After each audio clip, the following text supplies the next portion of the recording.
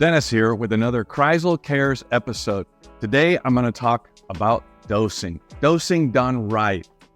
We use Dosatron. That's who we support. Dosatron is a fantastic, easy to use dosing unit to measure out your flour foods. So you get your Dosatron, it arrived looking like this. I'm going to open it up for you and show you how easy it is to set up. It's pretty much a plug and play system. Very, very easy. I think the name is the most intimidating part, Dosatron, right? It sounds complicated. All right, that's it. I'm gonna pull it out. Now, if I had a wall here to mount it to, you see here, it's just a bracket and it has 2 screw holes. You're gonna take a drill 2 holes, put a screw, or put your inserts in there and put 2 screws in there, and it's mounted on a wall. It can be mounted to a dolly. It can be mounted really anywhere.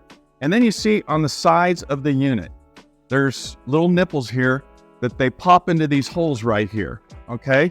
So depending on which way your water's flowing, you have an arrow that's embossed right there. A little difficult to see, but if you're up close, you can see it. This one's pointing this way. So if my water flow is pointing this way, I'm gonna attach a hose to this side for the intake, and the outtake is this way.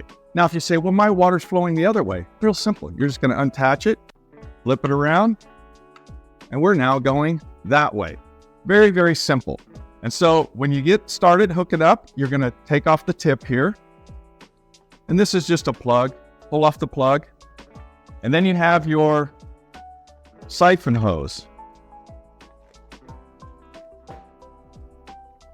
And the way this works, you're gonna thread this nut that I took off the bottom of the unit and slide it over the hose. And then you're gonna push it up over and then screw it tight. Everything is hand tight. Do not use tools on it because it is plastic, you can break it. So you just go hand tight. And it is important that that piece gets tight because sometimes if your machine's not pulling up solution, it might need a new recut. So you pull that off, give it a cut, put it back on, and a lot of times it'll go back to working just fine. So then you're gonna take this out, and then you have your filter right here. And this goes in the bottom to keep any impurities that might be in a jug. And it's weighted, so it'll drop down inside of your container. So here I have a can of Professional number 2 hidden behind the tree. So you drop it inside there, and then you have your settings. Okay, so this particular product is set at 100 to 1. And the unit, as you can see, is set at 100 to 1. Right there on this twists up and it twists down. This unit will run all of our liquids. It's just a matter of knowing the rate and adjusting it down to whatever you want. And you line it up to right there, and that is at 100 to 1. Drop it inside. Here you have a purge button. So when you first start, the unit will start clicking. And as it's clicking, just go ahead and do this. And when it starts to spit out a little water, you know that you've pushed out the air. You can stop, and you'll see the solution working its way up the hose. And then once we're inside the unit, now you're ready to start filling buckets. But you want to run it until you see the solution come all the way up in there, and then you'll start to see some foaming. Our product foams when you apply it. So, and then the hoses, we supply 2 hoses. One is double female. So you don't have to hard pipe it in. A lot of times plumbers will like to use copper or things like that. Metal and flour food do not mix. So don't use metal. You want to use PVC. Use an acid-resistant PVC piping. Okay, so these are acid-resistant hoses. You don't want to just use any old garden hose because it's a very acidic product and it'll pull pollutants out of the hose and you'll get some funky odor.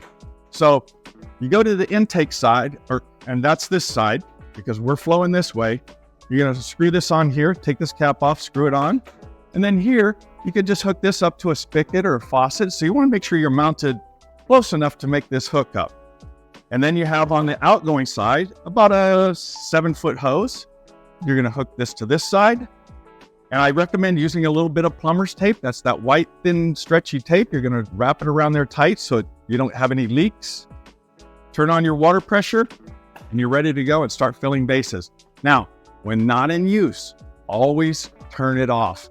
and relieve the pressure because you have water hammering. You know, in the house when the pipes kind of go, that is called water hammering. And when that happens, it can blow this cap off. You flood your shop. You don't want that happening. So you want to turn it off when it's not in use. And that way you take away the risk of walking in one morning and seeing your shop flooded. So do dosing right, get you a Dosatron, and it will save you a lot of time and labor in dosing. So thank you.